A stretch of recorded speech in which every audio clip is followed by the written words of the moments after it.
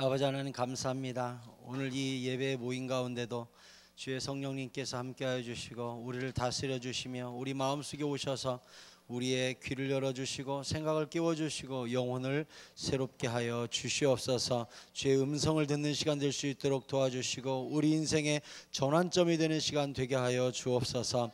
주님께 바쳐진 예물이 있사오니 이 예물 속에 들어있는 우리의 감사의 제목과 마음의 소원과 많은 사연들을 주님께서 기억하시고 하늘의 존귀한 것으로 반드시 갚아 주시옵소서. 평생에 하나님께 드리는 일과 이웃을 위하여 베푸는 것이 우리의 습관이 될 수 있도록 도와주시고 이 거룩한 습관이 우리 삶에 어떤 복이 되는지 주의 이름으로 보여주는 주의 자녀들 다 될 수 있도록 축복해 주시옵소서.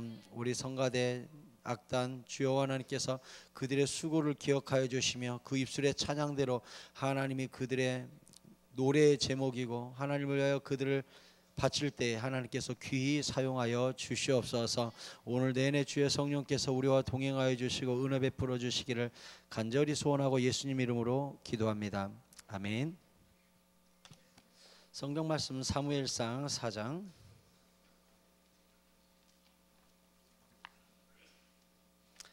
사무엘상 4장 1절에서 11절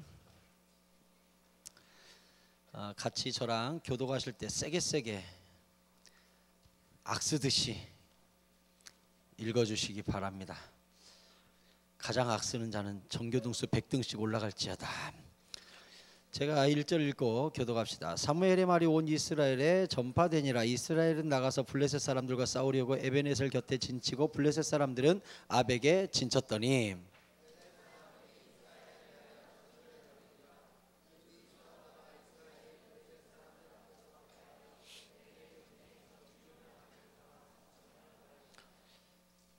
백성이 진영으로 돌아오매 이스라엘 장로들이 이르되 여호와께서 어찌하여 우리에게 오늘 블레셋 사람들 앞에 패하게 하셨는고 여호와의 언약궤를 실로에서 우리에게로 가져다가 우리 중에 있게 하여 그것으로 우리를 우리 원수들의 손에서 구원하게 하자 하니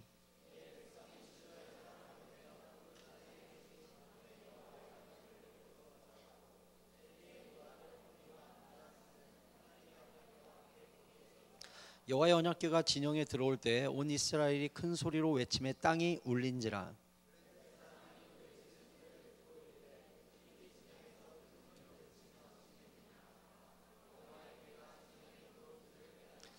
블레셋 사람이 두려워하여 이르되 신이 진영에 이르렀도다 하고 또 이르되 우리에게 화로다. 전날에는 이런 일이 없었도다.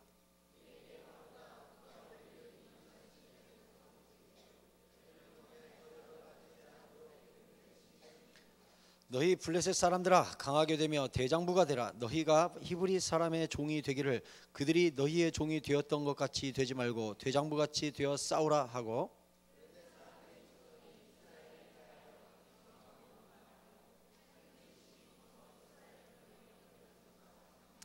같이 읽읍시다. 하나님의 궤는 빼앗겼고 엘리의 두 아들 홈리와 비느하스는 죽임을 당하였더라. 아멘. 오랜만이군요. 별일 없었어요? 오늘 말씀 잘 듣나 봅시다. 고개를 빡 들고 목사님과 눈을 맞추시고 고개 숙이지도 마세요. 목사님이 성경 봅시다 할 때까지는 고개를 딱 들고 저를 째려보시기 바랍니다. 성가대 목사님 째려보고 있니? 땡큐. 목사님 쳐다보세요. 거기 고개 숙이고 있는 안경 낀 친구 옳지. 목사님 쳐다보세요. 땡큐. 기둥 뒤에 목사님 쳐다보세요. 오케이. 감사합니다. 잘 들어야 돼요. 오늘 아주 중요한 이야기 할 거니까 이제 다음 달부터는 저와 함께 사사기 인물들에 대해서 나누게 되겠는데 오늘 그 사세기의 배경이 되는 과연 사사가 살던 시절 그 사무엘이 등장하던 시절의 시대적 배경과 믿음의 오류가 무엇이었는지 한번 짚어보려고 해요. 일단 저를 보세요. 이스라엘의 나라에는 굉장히 큰 강대국들이 많이 있었고 이스라엘은 잘해야 경상남북도 합친 것밖에 안 되는 작은 나라예요. 근데 그 근처에 대형 나라들이 많이 있었기 때문에 특히나 애굽, 오늘날로 말하면 이집트죠. 이집트에서 왕조가 번성해 가지고 나라를 확장시켜서 위로 쳐들어가려면 꼭 이스라엘을 통과해야 되고 또 그 위에 아시리아 그러니까 아수르나 메소포타미아 이런 나라들이 번성해 가지고 애굽을 쳐들어 내려가려 그러면 꼭 이스라엘을 통과해야 되는 그런 지리적으로 길목에 있는 나라다 보니까 이 나라가 커져도 당하고 이 나라가 커져도 당하는 늘 가운데 있는 그런 나라가 이스라엘이에요. 그런데 이스라엘 바로 밑에 있는 나라가 블레셋이라는 나라가 있는데 이 블레셋이 오늘날 플레셋, 팔레스타인 비슷하지 않나요? 그 팔레스타인이라는 나라가 플레셋이라는 단어에서 왔어요. 그러니까 이 팔레스타인이 오늘도 여전히 이스라엘을 괴롭히고 있는 블레셋 나라가 수천 년 동안 하여튼 징글징글하게 이스라엘을 괴롭히고 있는 나라예요. 근데 사무엘이 통치하던 이 시절에도 여전히 이 블레셋이라는 나라가 이스라엘을 굉장히 힘들게 했어요. 그런데 우리가 유명한 다윗과 골리앗, 그 골리앗도 블레셋 사람이잖아요. 성경이 이 블레셋이 지속적으로 이스라엘을 괴롭히는데, 자 이제 어느 날 블레셋과 이스라엘이 전쟁을 벌였어요. 전쟁을 했는데 이스라엘이 박살났어요. 1차전에서. 그러면 오늘 성경 읽어보니까 어떻게 돼 있냐면 2절 그 끝부분에 그들에게 전쟁에서 죽임을 당한 군사가 4,000명이 죽었대요. 4,000명이. 그 당시 숫자로 보면 굉장히 어마어마한 숫자가 죽었죠. 이스라엘 총 군대를 합쳐봐야 10만에서 한 15만 명 사이밖에 안 됐거든요. 근데 그 중에 일단 4,000명이 죽었어요. 그러니까 이스라엘 사람들이 모였어요. 회의를 해야 될 거 아니에요. 왜 졌는가. 이스라엘 장로들이 모였다. 성경에 이렇게 돼 있는데, 구약에서 나오는 장로들은 오늘날 우리가 신약 시대를 살고 있는 교회의 장로님들을 의미하는 게 아니에요. 왜냐하면 구약 시대 때는 종교와 정치가 일치된 사회였잖아요. 정교 일치라고 하는 그런 사회였기 때문에 장로란 구약 시대에 있어서는 정치, 군사, 종교의 어른들을 통칭할 때 장로라는 용어를 써요. 그러니까 장로회의란 지금으로 이야기하자면 최고 군사회의 내지는 임시국회가 열린 거나 똑같아요. 그래야지 모였단 말이에요. 모여가지고 야 우리가 4,000명이나 죽었어. 1차전에서 왜 패배했는지 빨리 분석해봐 했더니 한 사람이 이야기하는 거예요. 법궤를 안 갖갔대. 법궤가 뭐예요? 법궤 안에 3가지 물건이 들어있었죠. 뭐가 들어있죠? 십계명, 돌판, 만나, 항아리, 아론의 쌍난, 지팡이. 이 3가지가 들어있어요. 이번 수능에 나올 수 있으니까 잘 째려보세요. 3가지가 들어있었어요. 그런데 이건 금으로 완전히 덮어놨거든요. 그래서 멀리서 보면 막 번쩍번쩍 빛나요. 그래서 옮길 때 천으로 덮게 돼 있었어요. 막 번쩍번쩍해요. 그런데 그 안에 3가지 물건을 넣고 법궤를 이렇게 만들고 거기에 양쪽에 고리를 4개 만들어 가지고 그 금고리에 채를 끼워 가지고 사람들이 메고 움직이게 돼 있었습니다. 이게. 그런데 이 법궤 안에 3가지 물건을 넣어놓고 법궤 뚜껑이 아주 중요해요. 법궤 뚜껑에는 조각을 해놨는데 어떤 조각을 해놨냐? 스랍 2명을 조각했다 이렇게 돼 있는데, 이 스랍이란 천사를 뜻해. 천사 2명을 거기다가 이렇게 조각을 해놨는데 어떤 모양으로 조각을 해놨냐? 천사 2명이 서로 마주보고 날개로 그 뚜껑을 덮고 있는 모양으로 조각하라 그랬어요. 그러니까 법궤가 있고 법궤 위에 천사 2명이 서서 서로 마주보고 날개로 뚜껑을 덮고 있는 형상으로 거기에 금으로 덧입힌 천사 조각상이 있었습니다. 이게 왜 중요하냐? 이 천사가 서로 마주보고 있는 그 사이 공간, 천사가 서로 고개를 숙이고 날개를 이렇게 서로 하고 있는 이 사이, 날개들과 날개 그 사이로 하나님이 임재하셔서 거기서 모세와도 말씀하시고 예언도 하시고 명령도 하시는 그런 장소였어요. 그래서 이 천사 2명이 뚜껑에서 덮고 있는 그 가운데로 임재하시는 그 자리를 시은소라고 불렀어요. 때로는 시은좌라고 그래요. 무슨 뜻이냐? 베풀 시자에 은혜 은자에 장소 소자예요. 그럼 무슨 뜻일까요? 시은소가 은혜를 베풀어 주시는 장소 해서 시은소라고 그래요. 시은좌라고도 하는데 좌석할 때 이 앉을 좌자예요. 그러면 시은좌는 뭐겠어요?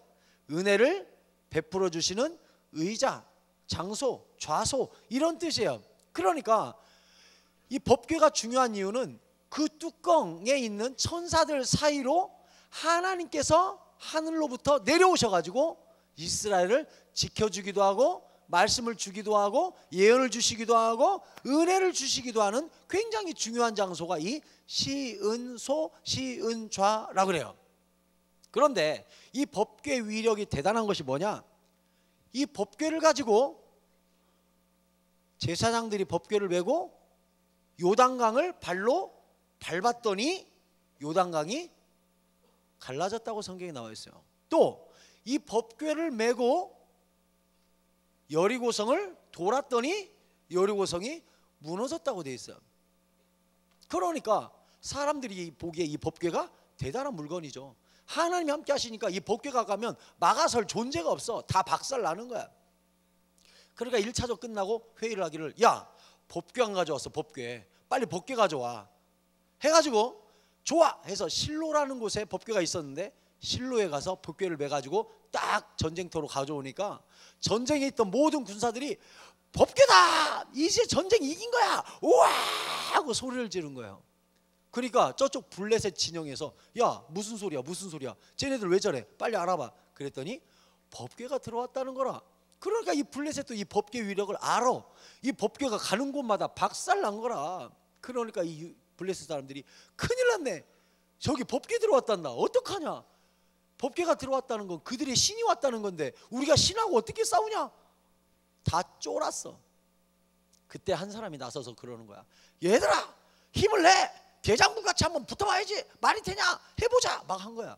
그러니까 좋아 해가지고 2차전을 꽝 부딪혔는데 결과가 어떻게 나왔냐.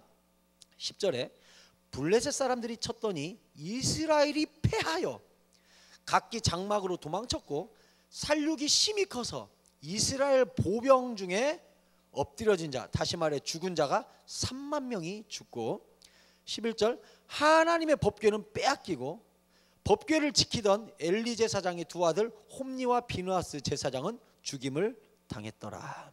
와우, 저를 보세요. 자, 이 법궤가 들어왔으니까 이스라엘이 이긴 거야. 우와! 저쪽 블레셋에서 큰일 났네. 야, 어쨌든 한번 붙어보자. 꽝 붙었는데 이스라엘이 2차전에서 또 패배.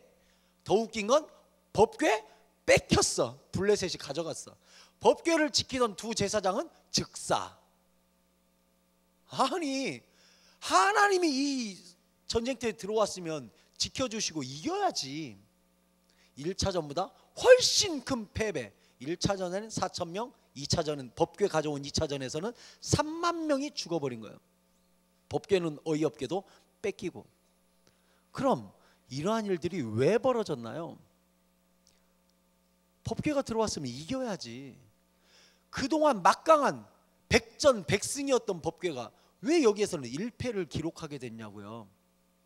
왜 이런 일이 벌어졌을까요? 저 보고 있는 거 맞죠? 목사님 보고 있는 거 맞죠? 도대체 막강한 법궤를 가지고 최강의 무기를 가져왔는데 왜 졌나요? 여러분께 제가 질문해 봅시다. 법궤가 이겨줍니까? 법궤 위에 계신 하나님이 이겨줍니까? 1번입니까? 2번입니까? 2번이죠. 법궤가 능력 있고 법궤일 수 있는 이유는 법궤에 하나님이 함께 하시기 때문에 그래요. 그런데 제 아무리 법궤라 할지라도 하나님이 떠나버리면 그냥 상자일 뿐이에요. 거기에 하나님이 함께 하시니까 능력이 되는 거예요. 그런데 오늘 성경에 보면 이렇게 돼 있어요. 3절에 백성이 진영으로 돌아오매 이스라엘 장로들이 이르되 여호와께서 어찌하여 우리에게 오늘 블레셋 사람들 앞에서 패하게 하셨는가? 여호와의 언약궤를 실로에서 우리에게로 가져다가 우리 중에 있게 하고, 거기 중요해요. 그것으로 우리를 우리 원수들의 손에서 구원하게 하자. 여러분, 그것으로 구원하게 하자. 그것이 구원해줘요? 그것이 하나님 떠나면 그것일 뿐이에요. 우상일 뿐이에요. 그것이 우리를 지켜주지 않아요. 무슨 얘기예요? 지금 이제 드디어 중요한 요절을 이야기해요. 쳐다보세요. 여러분, 하나님께서 가장 싫어하는 것이 있어요. 무엇이냐? 이용당하는 것을 제일 싫어하세요. 마치 하나님을 믿을 때 도깨비 방망이처럼 금 나와라 뚝딱, 은 나와라 뚝딱, 마치 알라딘의 요술램프처럼 하나님 나와가지고 내 소원을 들어주세요. 여러분, 그러한 종교는 불교나 미신이나 다 있습니다. 빌 테니 들어주세요. 절 1000번 할 테니 응답해 주세요. 하나님은 그런 분이 아니십니다. 여러분, 하나님을 수단으로 써먹지 마세요. 하나님이 우리를 위하여 창조된 것이 아니라 하나님이 영광 받고 싶어서, 예배 받고 싶어서 우리를 창조하신 것입니다. 하나님이 우리를 위해 존재하는 것이 아니라 우리가 하나님을 위해 존재하는 거예요. 주객이 전도돼 가지고 하나님을 어떻게든 끌어다가 마음들게 해가지고 내 삶에 무엇인가를 충족시켜 보려고 하는 것, 그걸 기복신앙이라고 하고 우상이라고 해요. 본질을 놓쳐서는 안 돼요. 하나님이 우리를 위해 존재하는 게 아니란 말이에요. 대조적으로 성경에 솔로몬이라는 사람이 나와요. 솔로몬, 우리가 잘 알죠. 1000번째 사건. 그가 왕위에 오를 때 굉장히 어린 나이에 올랐습니다. 어린 나이에 왕이 돼가지고, 하나님, 내가 어린 나이에 왕이 됐네요. 일단 하나님께 예배자가 되리라. 하나님께 1000번의 예배를, 1000번째를 하나님께 드렸어요. 자기의 최선의 예배를 드렸어요. 그랬더니 하나님이 꿈에 나타났죠. 솔로몬아, 내가 너에게 무엇을 해줄까? 솔로몬이 말합니다.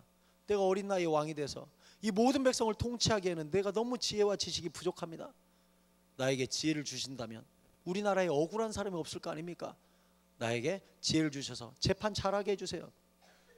하나님께서, 솔로몬아, 내 마음에 쏙 드는 기도 제목을 네가 말했네. 네가 구하지 아니한 부와 귀와 장수와 모든 명예를 너에게 줄 것이다. 네 이전에도 이런 왕이 없었고 네 후에도 이런 왕은 없을 것이다. 전무후무한 왕을 만들어 주셨습니다. 그래서 솔로몬 통치 기간에 백향목, 오늘날로 말하면 금강송같이 굉장히 귀한 나무예요. 궁궐을 지을 때만 쓰는 나무, 성전을 지을 때만 쓰는 나무. 그 백향목이요, 성경에 뭐라고 돼 있냐? 온 나라에 뽕나무같이 흔했다, 이렇게 돼 있어요. 백향목이, 궁궐을 짓는 나무가 온 나라의 지천으로 널려버렸대. 또 은덩어리가 길거리에 돌멩이같이 흔했다고 그랬어요. 그의 나라가 얼마나 부강한 나라가 됐으면. 여러분, 그러면 왜 솔로몬은 하나님께 그러한 축복을 받았나요? 솔로몬은 하나님을 이용해 먹지 않았어요. 그저 하나님께 예배를 드렸어요. 근데 하나님이 나타나서 내가 뭘 줄까 오히려 물으셨어요. 여러분, 하나님은 수단이 아니라 내 인생의 유일한 목적이십니다. 하나님이 유일한 목적인 사람의 흔적은 무엇이냐? 예배가 달라요. 예배 일찍 옵니다. 잘 드려요. 찬양 잘합니다. 말씀에 아멘해요. 왜요? 하나님이 기뻐하시는 게 그건 걸 아니까. 나는 하나님을 위하여 창조됐고 내가 하나님의 수단이라는 것을 알고 있으니까 예배가 달라요. 그러면 하나님이 기분 좋아가지고 내가 뭐 해줄까? 그래서 우리는 나를 위하여 간구하지 않죠. 예배자는 나를 위해 간구하지 않아요. 하나님의 영광을 위하여 간구해요. 그래서 성경이 뭐라고 그랬습니까? 먼저 그의 나라와 의를 구하라. 그리하면 이 모든 것을 너에게 더하여 주리라. 하나님의 영광을 위하여 살기만 하면 나머지는 내가 채워준다. 하나님이 이렇게 약속하셨어요. 여러분, 시험기간이죠? 똑똑해지고 싶나요? 지은사 받아서 올백 맞고 싶나요? 서울대 가고 싶나요? 그것을 위하여 하나님께 기도하면 절대 응답 안 돼요. 하나님, 나에게 지혜 주세요. 서울대 가게? 절대 안 주죠. 주면은 세상에 부처나 똑같죠. 그런 분 아니에요. 하나님께 꿈을 정하세요. 하나님, 주의 영광을 위하여 내가 이거 해야 됩니다. 그러므로 지혜가 필요합니다. 기도 순서가 바뀌어야 돼요. 우리는 하나님의 영광을 위하여 예배하기 위하여 간구하고 하나님은 그것에 충족시켜 주는 거지, 나의 욕망을 위하여 충족시켜 주는 분이 아니세요. 내 욕망을 채워준다면 그건 우상일 뿐이에요.